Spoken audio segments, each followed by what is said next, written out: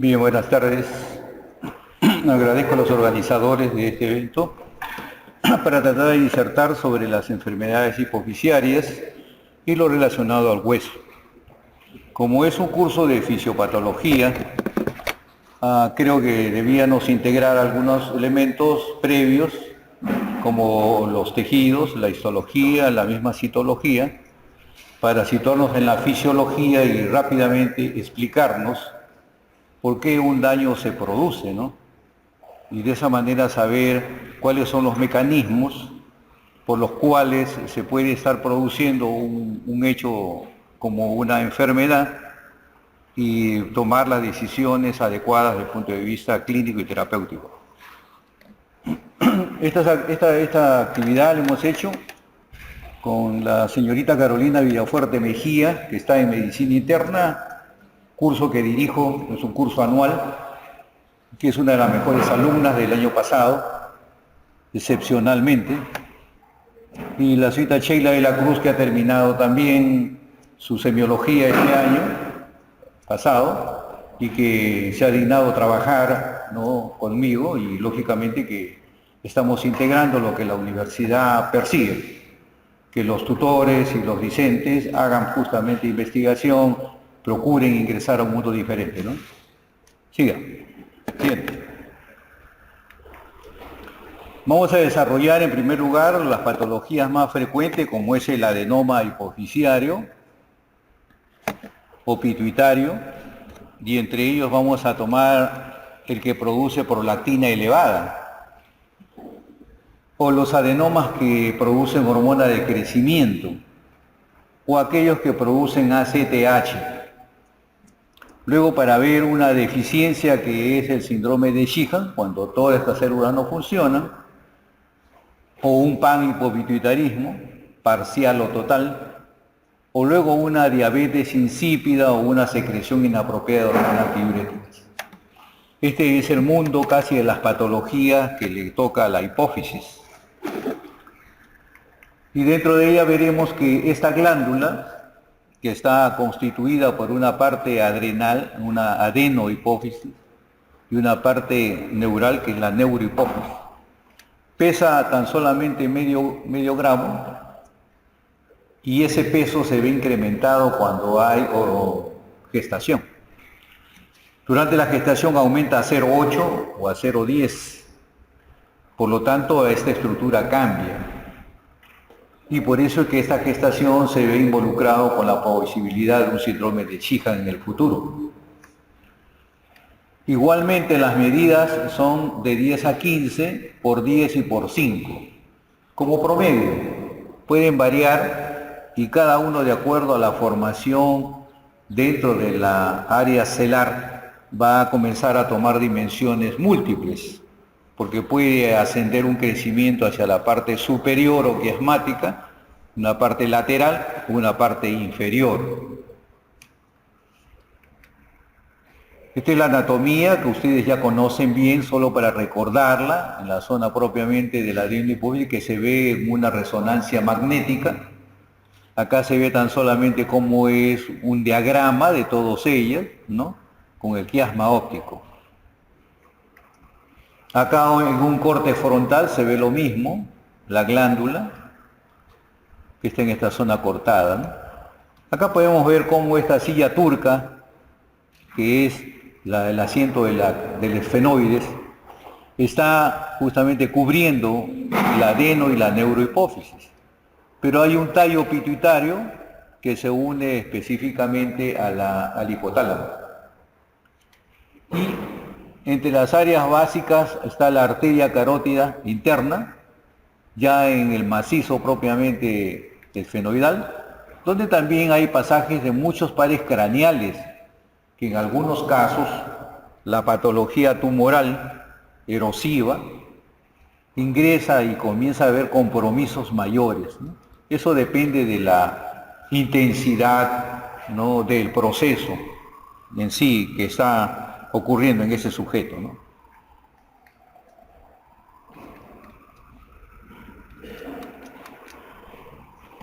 Vean ustedes acá lo que es la misma celularidad ¿no? Las hormonas que se producen a nivel del corticotropo, que produce ACTH, el gonadotropo, que produce FSH y LH, el tirotropo, TSH, el lactotropo, la prolactina y los somatotropos. Toda esta celularidad puede ser que se vea estimulada, así que producen grandes cantidades de estas hormonas señaladas. O puede ser que todas estas hormonas se inhiban en sus basales, o de repente los basales son normales, pero ante un estímulo no se elevan. Significa que hay un compromiso, hay una acción, como puede ser una agresión inmunológica que no le permite cuando ven una hipofisitis linfocítica, o cuando hay un tumor, que es un adenoma que lo está comprimiendo a todas las células y no permiten que haya secreción. O cuando hay un estímulo neoplásico y hacen que crezca totalmente cada una de las células, dos líneas celulares o tres, y se produce gran cantidad de estas secreciones. Y estas son determinativas dentro de la parte clínica para yo determinar, ¿no? En un caso, una acromegalia o un gigantismo, un estado de hiperprolactinemia con galactorrea y amenorrea, un cuadro de hipertiroidismo o hipotiroidismo, un cuadro de generalmente disminución de las gonadas o síndrome de Sheehan o panhipopituitarismo, o un síndrome de Cushing, ¿no? O de lo contrario, una patología adrenal o una insuficiencia suprarrenal secundaria. Igualmente vemos acá la cantidad de sustancias que son estimulativas a nivel hipotalámico, ¿no? Como algunos inhibidores periféricos, porque estos juegan en un feedback de continuidad y de autocontrol que hay que revisarlo adecuadamente. Solo lo vamos a ver en las patologías más importantes. Y los órganos en donde están situadas estas hormonas y los efectos tróficos que se presentan. Ven ustedes la glándula hipófisis, entonces es una glándula que está unida al sistema nervioso, por lo tanto todo el medio ambiente tiene acción sobre esas glándulas. Sobre todo lo que son los acontecimientos, ¿no? De vivencia, ¿no? Puede ser que una persona se impacte con una noticia y sencillamente tiene problemas secundarios a nivel hormonal. Y se está viendo cómo el estrés produce lo mismo, el frío, la temperatura, el calor, las condiciones todas tienen efecto a nivel hormonal, pero empezando por la parte específicamente neural y luego a la adenohipófisis o a la neurohipófisis. Vean la cantidad de órganos que está siendo controlada. Y una de las segundas patologías que vamos a revisar son los huesos. Y los huesos también son controlados desde el punto de vista del mismo material hipofisiario, ¿no?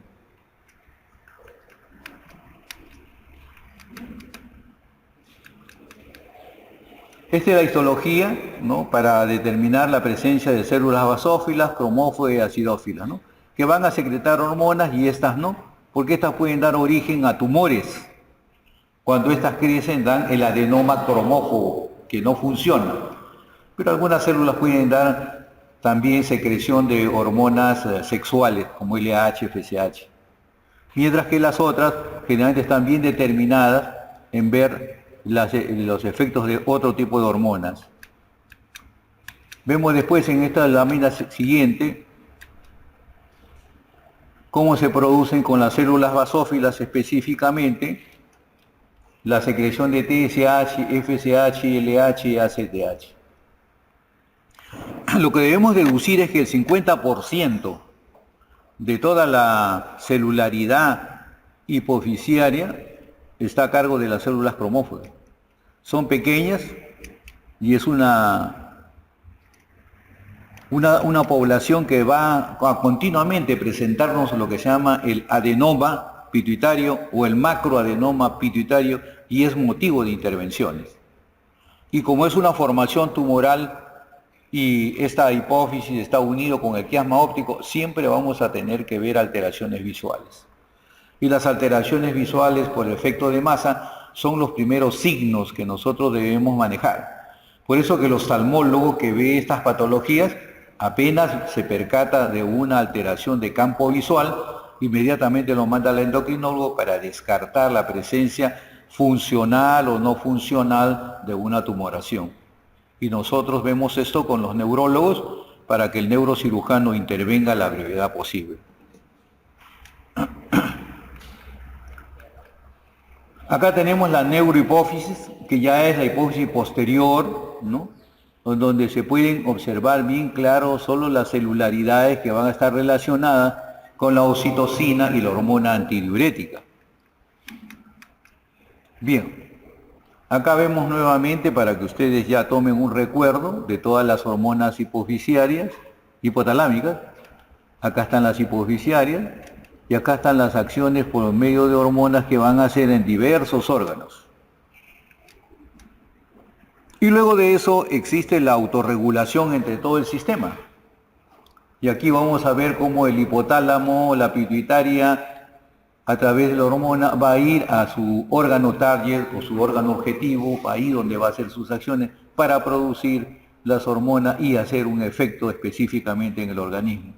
Y tenemos todo lo que se llama los ejes, los feedbacks, tanto del CRH, ¿no?, del cortisol, de la tirotrofina, de la hormona LH-FSH y de la hormona de crecimiento y de la zona propiamente de la prolactina.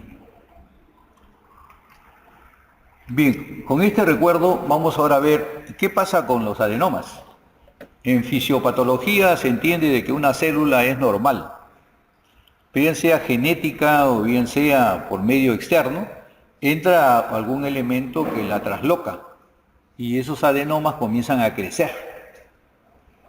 Entonces su crecimiento va acá es imperceptible y el paciente lo que puede tener inicialmente tan solamente cefalea, porque estas células siempre están unidas a una capa propiamente y a una presión dentro de la silla turca.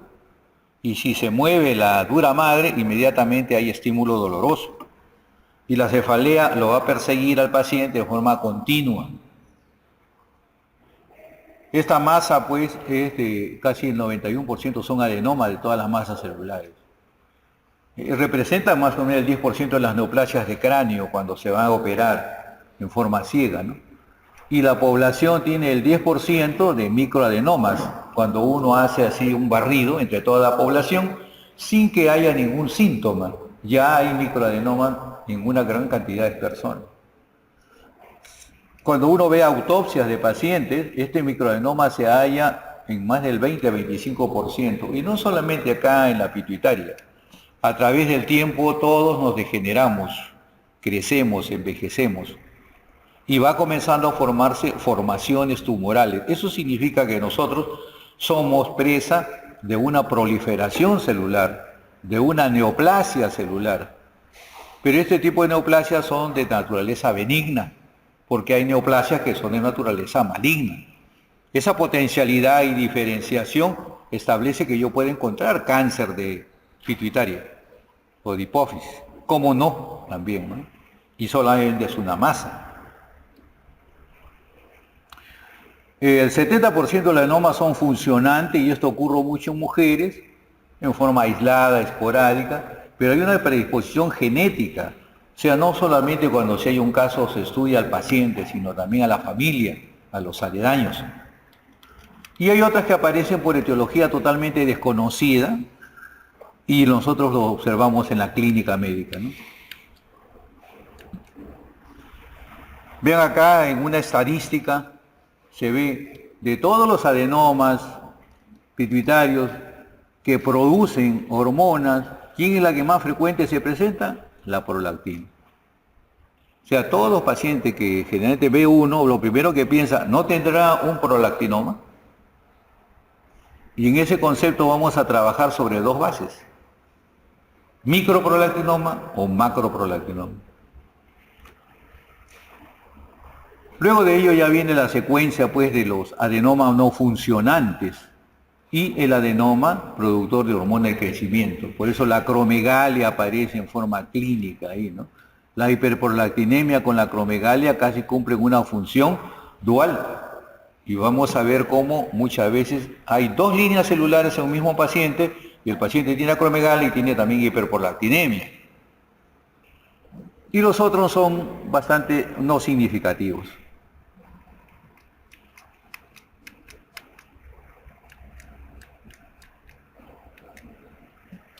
Aquí se puede verificar cómo, de acuerdo a la historia natural con que estos adenomas van apareciendo, hay variación en el tamaño y empiezan pues con 1 milímetro, que es el microadenoma, hasta 10.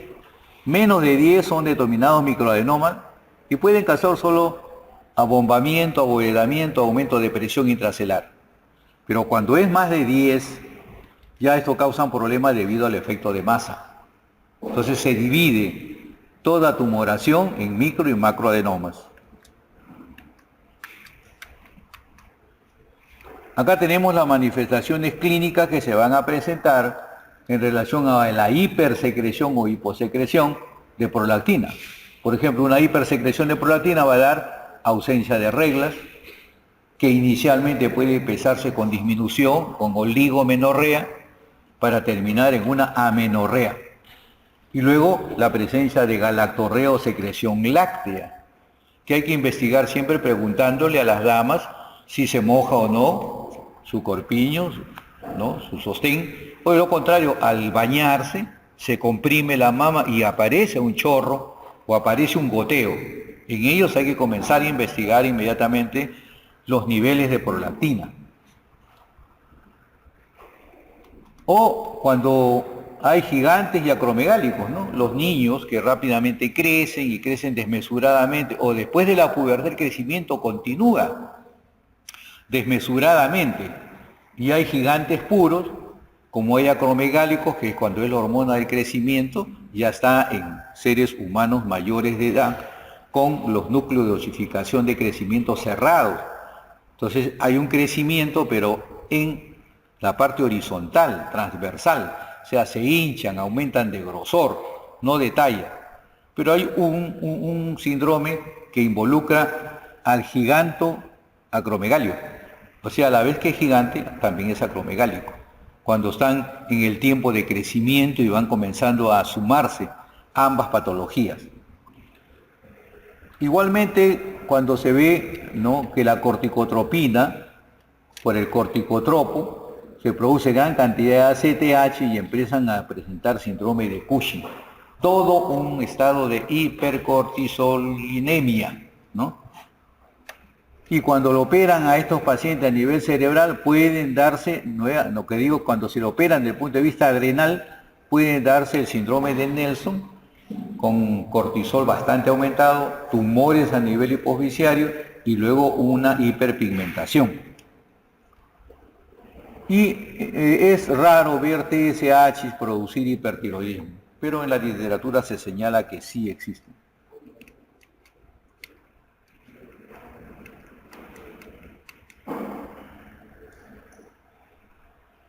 Decíamos pues que los adenomas no funcionantes no pueden ir creciendo y no se detectan inicialmente, y cuando se detectan presentan el efecto de masa. Entonces la masa puede crecer, ¿no?, hacia la parte inferior y erosiona toda la silla turca, rompe muchas veces. O lo contrario, es en los efectos laterales que van hacia el lado de las carótidas. O lo contrario, suben y elevan totalmente el orificio, ¿no?, del tallo pituitario y comienzan a hacer efectos quiasmáticos. O sea, tienen 3 opciones de crecimiento este tipo de tumores. Y al efecto, la masa en sí, cuando hay una compresión, no comienza a comprimir específicamente la misma hipófisis hasta que la arrincona contra la pared y la hacen hipotrófica inicialmente y después atrófica, ¿no? Comprimen vasos sanguíneos, drenajes y van alterando la función. Los prolactinomas, como tal que decíamos antes, por un efecto de hiperprolactinemia, con la amenorrea, la oligomenorrea, la galactorrea, etc., generalmente se presentan con niveles de más de 200 nanogramos por mililitro de prolactina. Pero hay pacientes que llegan a la consulta con solo 40, siendo lo normal hasta 26 nanogramos por decilitro. ¿Por qué le ha subido la prolactina? Otros vienen con 80, con 100, con 120, con 150. Si son menos de 100, son generalmente acompañados a otros procesos patológicos. Cuando es entre 100 a 200, hay alta sospecha de que hay un tumor que hay que tratar de localizarlo donde está. Y cuando es más de 200, definitivamente, esto corresponde a una patología que hay que solamente tipificarla para intervenirla. Y esto es quirúrgicamente y el otro es médico. O sea, tenemos divisiones en cuanto a la cantidad de prolactina que se halla en sangre. Algunos tumores de crecimiento también secretan prolactina, como les decía, ¿no? Y en las mujeres, el 90% generalmente son microprolactinomas, pequeños. De hombres con prolactinoma, el 60% presentan macroprolactinomas. En el hombre es mucho más voraz el crecimiento, por eso hay que tomarlo en cuenta, ¿no?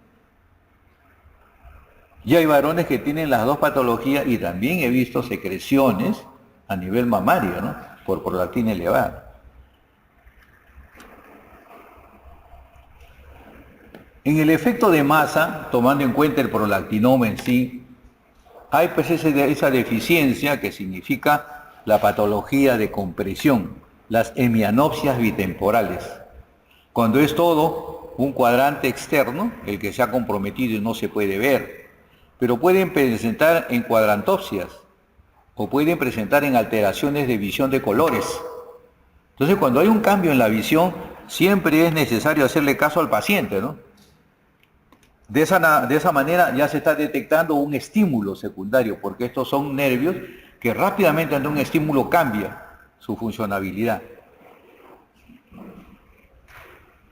Las mujeres generalmente con amenorrea primaria o secundaria, infertilidad y galactorrea deben ser investigados para efectos de la prolactina.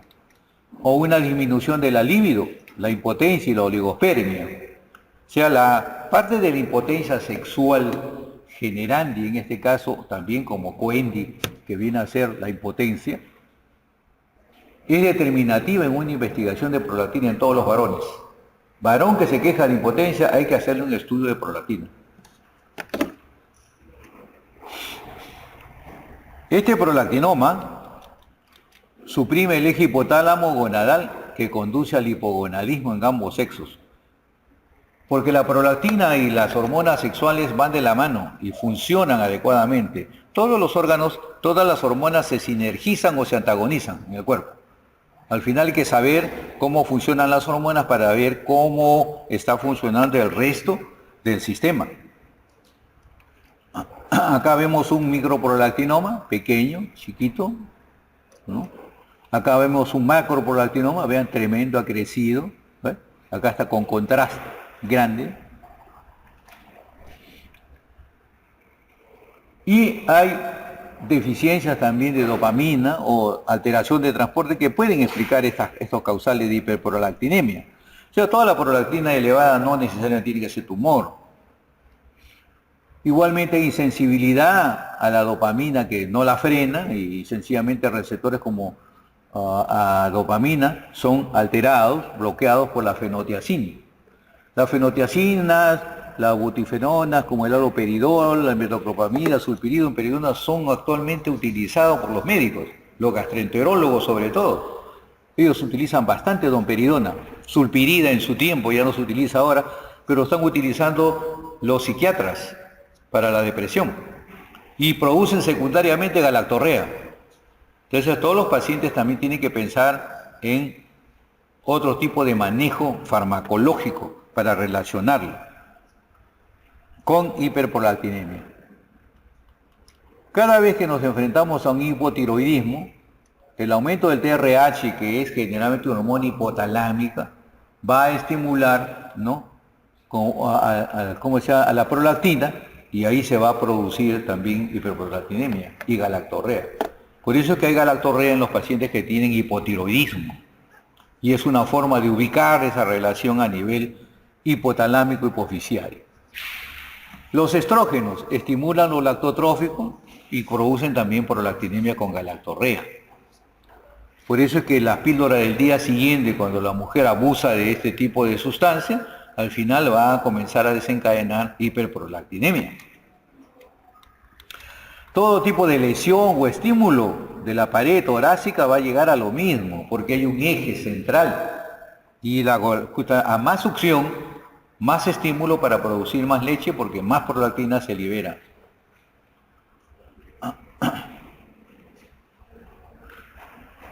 Y hay causas pues que son específicamente la misma lactancia, la actividad sexual en sí, que pues es otro estímulo de la prolactina, el estímulo de la glándula mamaria en sí, ¿no? Y ese síndrome de silla turca vacía también, cuando es el foramen ovale, ¿no? Dentro del tallo se abre y entra específicamente la dura madre y ahí hay líquido cefalorraquídeo que desplaza a la pituitaria y produce una silla turca vacía a un estudio, ¿no?, radiográfico. Y ocasiona que haya una compresión contra la pared de la glándula, mermando la función específicamente de la hipófisis. Igualmente ya patologías múltiples como sarcoidosis, tiocitosis, son sustancias que ingresan y van comenzando a ocupar espacio. Todo paciente que tenga síndrome de ovario poliquístico, acromegalia, hipotiroidismo, insuficiencia renal, cirrosis hepática, están inmersos en tener estado de hiperprolactinemia, porque todas tienen una función determinada en algunas áreas. No toda prolactina se debe a un prolactinoma. Hay que tener muy bien en cuenta siempre, buscar las causas.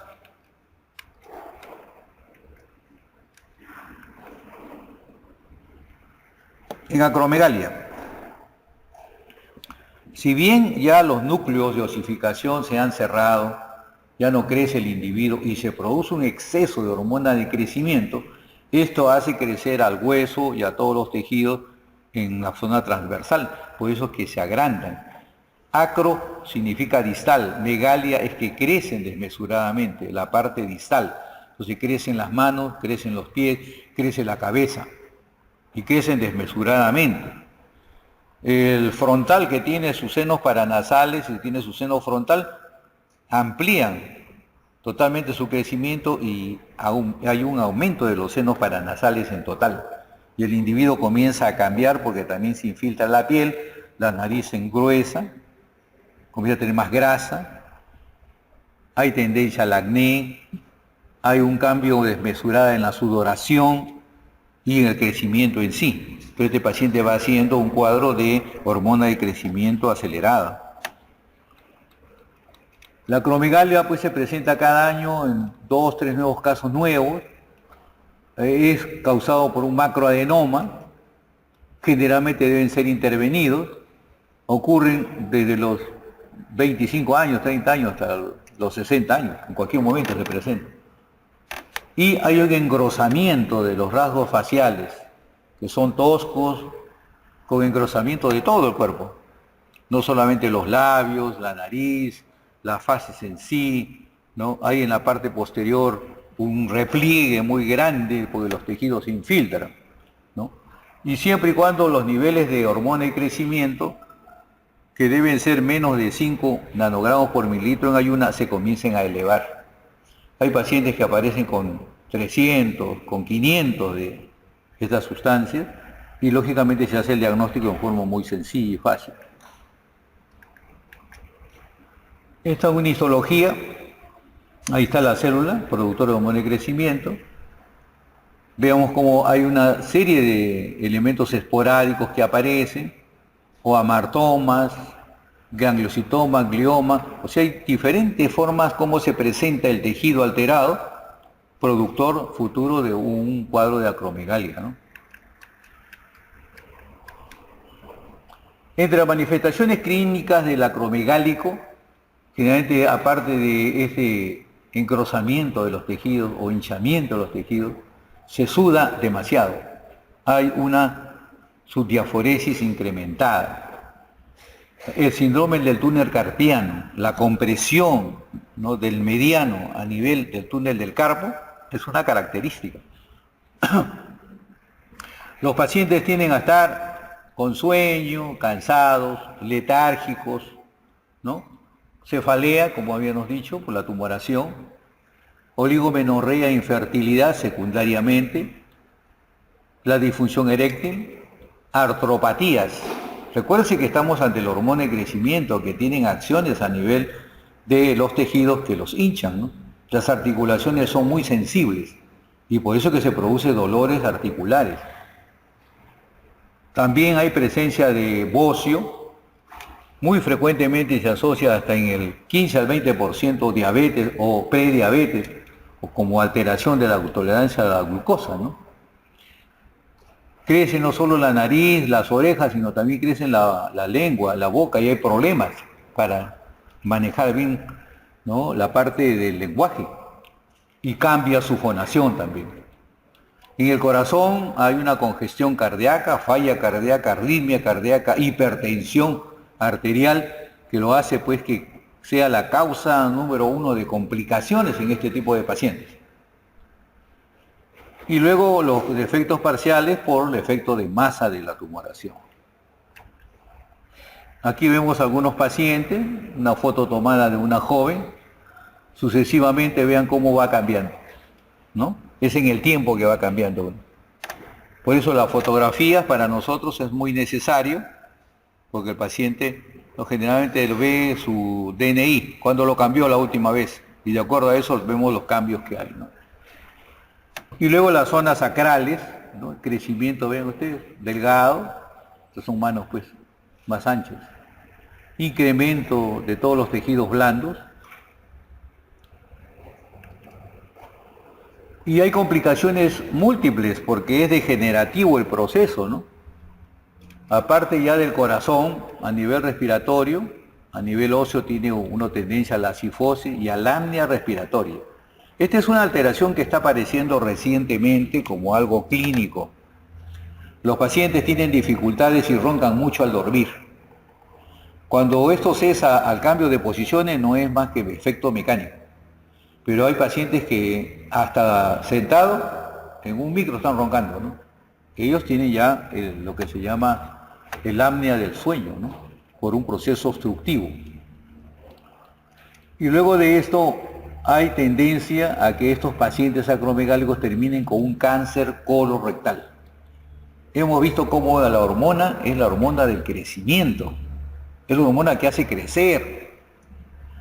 Durante un tiempo hubo una ola de moda de que el señor Messi, que es un buen jugador, no te alcanzaba la talla y le dieron hormona de crecimiento. Entonces todos los chicos venían al 2 de mayo para que le dieran hormona de crecimiento a las mamás. Pero la hormona de crecimiento pues estimula a células. Y ahora hemos revisado de que durante el crecimiento hay un estado neoplásico, solo que es ordenado.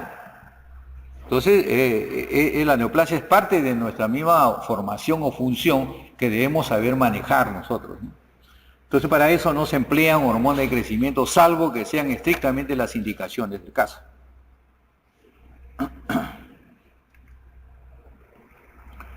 La otra patología, que es el hipercortisolismo, descarta que uno tenga que ver con el cortisol elevado por un tumor a nivel de la glándula adrenal. Descarta que este sea exógeno o de que sea de una formación tumoral en otras áreas.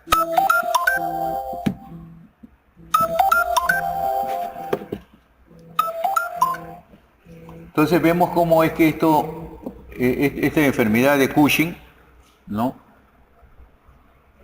aparece por un tumor a nivel de la pituitaria. Estos tumores generalmente son microadenomas. Muy raro que sean macroadenomas, y cuando lo son bastante agresivos. Esos microadenomas son pequeñitos en tamaño, las células son pequeñas, pero son muy intensos en producir cortisol. Y el paciente gana de peso muy rápido, sube de peso muy rápido, sobre todo a nivel abdominal, torácico. Su cara se llena como una luna llena, y atrás en la parte superior, en la zona propiamente occipital, le crece una gran cantidad de grasa que se llama cuello de búfalo. Esa área pues son determinativas, cómo se distribuye la grasa. Este paciente tiene que ser visto siempre porque el cortisol disminuye totalmente, ¿no? Y degenera porque es catabólico. Y puede presentarse una disminución dentro de la, digamos, fuerza que tienen los tejidos a nivel de la piel, y rápidamente se puede traslucir los vasos sanguíneos que están muy por debajo. Entonces aquí ven estas estrías longitudinales eritematosas. Entonces estas estrías son características del paciente que tiene, ¿no?, un síndrome de Cushing. Y ustedes lo pueden ver en la raíz de los miembros superiores, en el abdomen y en la raíz también de los miembros inferiores. Aquí la fase en luna llena, todo eritematosa, bastante roja, colorada que tienen los pacientes. O llamado también fascia espletórica, ¿no? Fascia de luna llena. La parte supra, ¿no?, clavicular también se llena de grasa, la zona de búfalo también, la obesidad troncal, la ganancia de peso, las estrías purpúricas. Y luego viene una atrofia muscular muy marcada. Como hay una secreción de cortisol por orden del ACTH a nivel de la glándula adrenal, también se producen sustancias que van a darle una cierta alteración, ¿no?, de alteración androgénica, y el paciente comienza a tener hirsutismo. Entonces, el ACTH también tiene un efecto androgénico por medio de la prolactina y se produce el hirsutismo en esos pacientes. Como son elementos esteroideos, son elementos que van a tener efecto mineralocorticoide. Por lo tanto, van a absorber sodio, van a botar potasio, y el paciente se siente cansado por la falta de potasio, y por el sodio se produce la hipertensión arterial, que está acá como otro de los signos. Esta sustancia es catabólica y mueve el hueso.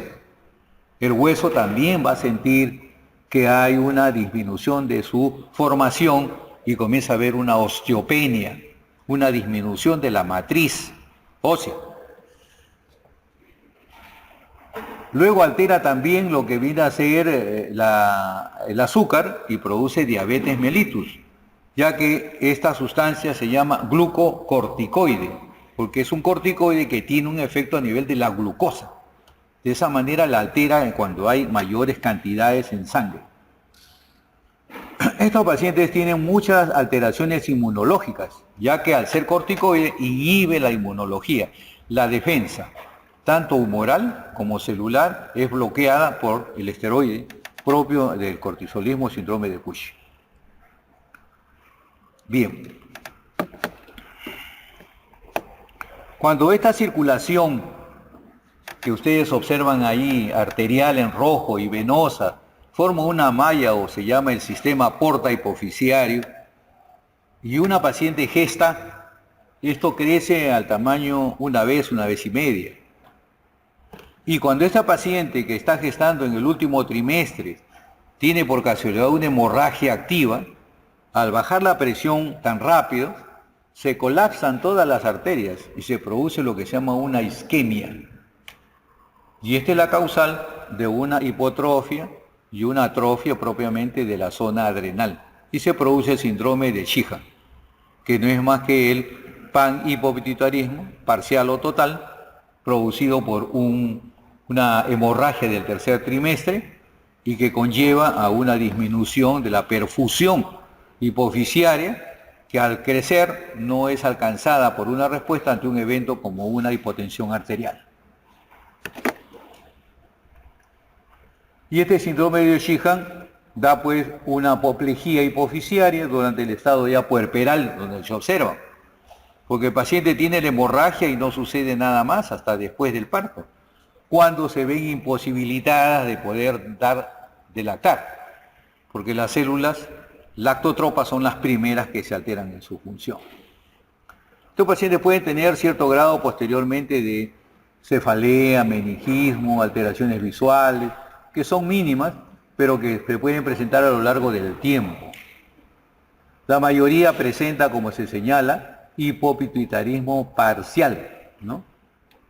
Y el reemplazo del corticoide es importante para la vida de estos pacientes porque si bien se altera los lactotropos, los somatotropos, el momento que se altera el corticotropo es el momento más crítico porque lleva a la insuficiencia adrenal y esto lleva a la muerte. Entonces es muy importante saber cómo va evolucionando estos casos y cómo darle la sustitución en su debido momento. Porque hay pacientes que tenemos que terminan siendo síndrome de Cushing también exógeno, porque le estamos dando demasiado cortisol. Entonces los residentes y los médicos endocrinólogos jóvenes que todavía no tienen experiencia incurren en este problema y tendremos Cushing asociado a síndrome de Sheehan por iatrogenia médica.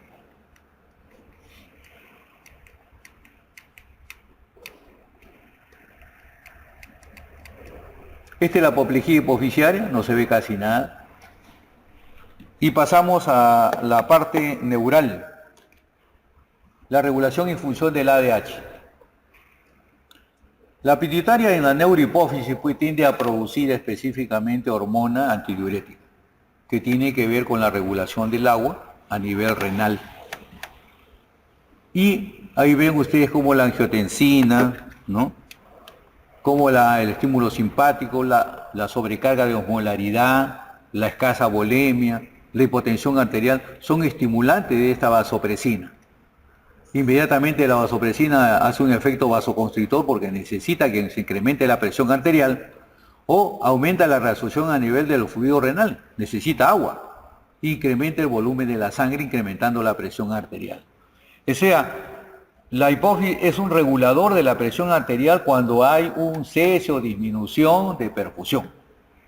En ese sentido es que es un regulador siempre que el paciente, por alguna causa, esté perdiendo fluidos y esté haciendo hipotensión, con hipovolemia, o esté concentrando su osmolaridad, cuando por ejemplo sucede que hay una sobrecarga de sodio, o hay un estímulo simpático intenso, ¿no? Cuando se está en estado de estrés, ¿no? Todo ello vienen a ser las alteraciones de regulación del ADH. El mecanismo de acción, la vasopresina entra a su receptor, produciendo que se incremente la permeabilidad de transmembrana y se comienza a elaborar ya un juego de reabsorción de agua, ¿no? La diabetes insípida, pues, es una deficiencia específicamente de la hormona antidiurética que determina la presencia de una diabetes insípida central, producida a nivel propiamente hipofisiario. ¿Cómo se manifiesta una diabetes? Por diabetes tiene que haber mucha presencia de volumen urinario, ¿no? La poliuria en cantidades. Mucho más que con la diabetes la diabetes sacarina o la diabetes mellitus. Entonces son 5, 7, 10 litros que orina el sujeto. Y cuando uno va a examinar su orina no encuentra azúcar. Cuando le examina su azúcar en sangre es normal. Entonces deduce de que esta está alterada desde el punto de vista neurohipofisiario. Y si va y comienza a ver que este paciente está compensando y por eso toma mucha agua, se produce el síndrome poliuria-polidipsia, ¿no?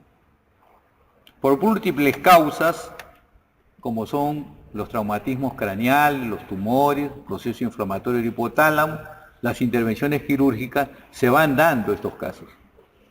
Y otro sería la diabetes insípida renal, que es otro tipo de diabetes insípida, que escapa a la hipófisis. Solo la señalo porque hay una insensibilidad del túbulo a una respuesta de LH circulante. O sea, es el túbulo el enfermo. El ADH está presente normal.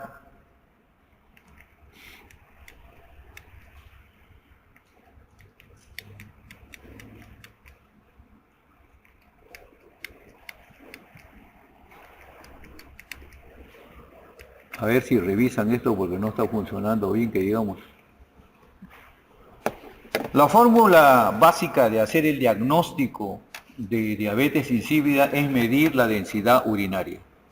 Esta simple prueba de laboratorio, si determinan presencia de una densidad de menos de 1,005 o igual a 0,5, tenemos en 3 muestras sucesivas un diagnóstico establecido. Este tipo no necesita dosaje de ADH, necesita solo dosaje de densidad urinaria. Se puede asociar la osmolaridad, se puede asociar la presión arterial, el pulso, los cambios que pueden haber, pero estos son elementos considerados. Y la otra prueba es la toma de decisión. Si un paciente tiene polidipsia, poliuria, y no tiene azúcar elevada, y yo le coloco la hormona antidiurético, ¿qué es lo que falta? Y el paciente se normaliza, ya tengo el diagnóstico hecho. Y no tengo que estar haciendo una resonancia magnética que cuesta 500 soles, solo para ver que no existe nada en hipófisis. Por eso, la osmolaridad sérica está elevada en estos casos. Polidipsia compensadora, y esto es más grave, cuando el paciente que está en cama o nubilado pierde gran cantidad de agua y se deshidrata y se muere, porque no puede pedir que le den agua. Entonces hay que estar bien prudentemente a todo aquel que está orinando en forma continua para restituirlo inmediatamente. Secreción inapropiada de hormona antidiurética. Este es un tema un poco difícil de entender a veces. Yo recuerdo mucho cuando era interno acá en el Hospital 2 de Mayo, llegó un paciente que estaba adelgazado, pálido, no tenía edemas, orinaba normal y en su cuerpo casi no existía ningún problema, salvo que este paciente tenía un tumor a nivel pulmonar y se le había quitado el apetito, no comía, se sentía malhumorado, con cefalea. ¿Qué estaba haciendo el paciente?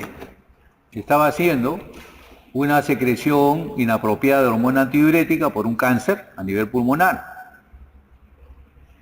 Y esto le estaba dando cambios a nivel del sodio. Lo estaba diluyendo porque estaba reteniendo agua, ¿no? La hormona antidiurética, ¿no? Teóricamente pues hace antidiuresis, entonces el agua entraba a la sangre. Pero no había gran edema. Esta hiponatremia es que comenzó a tener ya cambios a nivel cerebral, produce edema cerebral y la disfunción neurológica. No hay edema periférico. Estos pacientes generalmente no tienden a siempre buscársele alguna causa, hasta la tuberculosis sabemos que ahora, o estados propiamente pulmonares, tienden a producir este tipo de patología, ¿no? Bien, páseme por favor crecimiento. Y para completar estas alteraciones que se dan en la hipófisis y el entendimiento fisiopatológico, les voy a señalar unas láminas correspondientes a lo que viene a ser el crecimiento. Muchas madres de familia cuando ven que sus niños llegados a la pubertad, ¿no? O estando de menos edad, no crecen como suelen ver, están ellas prestas a hacer una consulta médica en detención del crecimiento. Y nosotros vemos que estos niños pues tienen factores por los cuales su crecimiento se ve alterado. Y es necesario que ustedes conozcan el elemento importante que uno tiene como básico estudio de lo que es el crecimiento y desarrollo de un individuo. Este es un estudio que ha hecho la señorita Evelyn Andrea Salazar de Medicina Interna, el 27 de septiembre del 2016, porque los pacientes que tocan conmigo tienen que trabajar, los ociosos se van a otro lado. De esa manera, aquí está el producto de ellos. Y así los presento a ellos porque justamente salen, dejan sus trabajos, son buenos y se presentan al resto. Si la universidad estuviera así siempre, crecerían muy rápido, como dice el tema, crecimiento. Aquí tenemos cómo ella revisó el crecimiento normal y hay factores de crecimiento y oncógenes de crecimiento fetal. Se desarrollan normalmente muchos órganos, pero el crecimiento es neoplásico durante la vida postnatal. Y eso llama la atención, esa investigación que ha hecho ella. Por eso es que también los niños son presos de muchas neoplasias. Lógicamente que hay que saber manejar cuáles son los factores que están interviniendo para que los niños pues tan pequeños como se ve en pediatría mueran con una leucemia, ¿no? Hay factores de crecimiento que hacen también, ¿no?, de insulina y hacen crecer al sujeto. Pero lo que nos interesa es que este crecimiento que se está dando de forma normal tiene factores de crecimiento que lo estimulan, como el factor de crecimiento epidérmico. Cuando la insulina se presenta en grandes cantidades, ¿qué hace? Lo hace crecer tanto que produce una macrosomía. Y yo tengo que bloquear esa macrosomía, porque si no me van a hacer un niño inmaduro, grueso, ¿no?, que muere fácilmente, ¿no? Todos los macrosómicos, cuando no son bien tratados con la mamá, tienden a fallecer. Y lógicamente que hay factores genéticos, maternos, uterinos, que colaboran justamente para este crecimiento normal que se va a dar futuramente en el sujeto. Hay anormalidades cromosómicas, síndrome de malformación, por ejemplo el Turner no lo deja crecer al individuo, pues nosotros tenemos que detectarla para hacerla crecer con hormona de crecimiento. Podemos hacer crecer a las personas cuando hay una indicación determinada. Recuérdense que los orígenes fetales de la enfermedad durante la adultez es importante. Desde que el niño se está formando, ahí se sabe si va a ser obeso, si va a ser diabético, si va a tener neoplasias. Por eso es que se ha olvidado mucho lo que las abuelas antes veían en sus hijas, ¿no?, que las cuidaban. No las dejaban ni trabajar, estaban gestando. Lógicamente porque se estaba formando un nuevo ser humano, ahora no. Ahora las mujeres toman licor, fuman, ¿no?, hacen ejercicio de todo tipo, lógicamente pues vean las generaciones cómo está saliendo. Y el crecimiento postnatal se va dando sucesivamente en los años siguientes, ¿no? Hay factores como son enfermedades tiroideas que van a inferir en el tratamiento, hipotiroidismos adquiridos, alteraciones primarias de la diáfisis.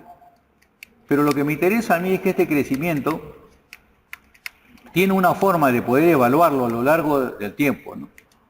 Y eso se hace mediante, ¿no?, lo que es la edad ósea. Esto es lo que queremos nosotros determinar.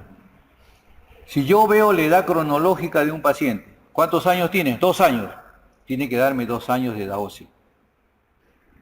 Pero si la edad ósea no corresponde a la edad cronológica, ahí tengo una deficiencia. Entonces voy a ir señalando.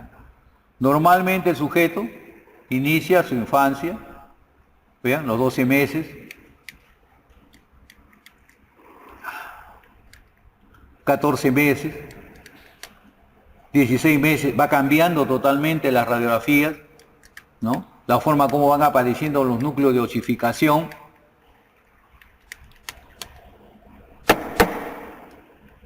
...18 meses, 20 meses, vean ustedes cómo viene la aparición de los huesos.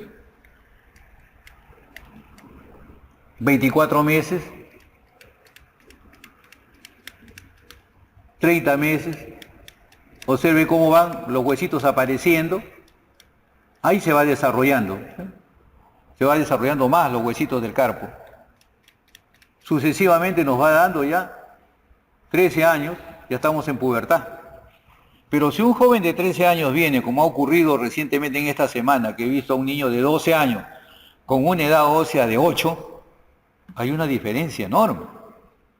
Y lo ha tenido cuántos médicos viéndolos, ¿no?, en las DISAs, en las redes, todo. No se forman bien, pues. Y no piden lo que debe pedir y no acuden, ¿no?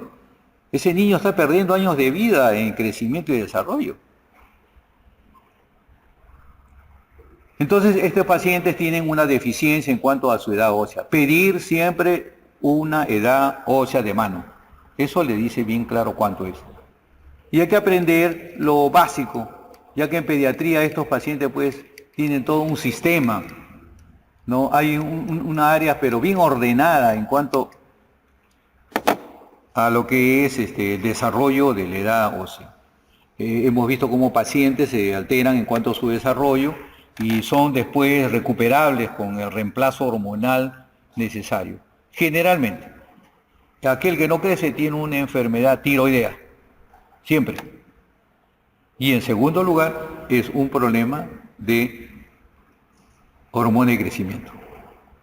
Cuando los pacientes nacen con una deficiencia de hormona de crecimiento, se mueren, porque tienen inmediatamente shock, debido a que hay una deficiencia selectiva de hormona de crecimiento y no manejan bien un estadio, ¿no? Porque la hormona de crecimiento, aparte de crecer, tiene otras funciones más y terminan en cambios muy severos, ¿no? Bien, con esto creo que concluimos.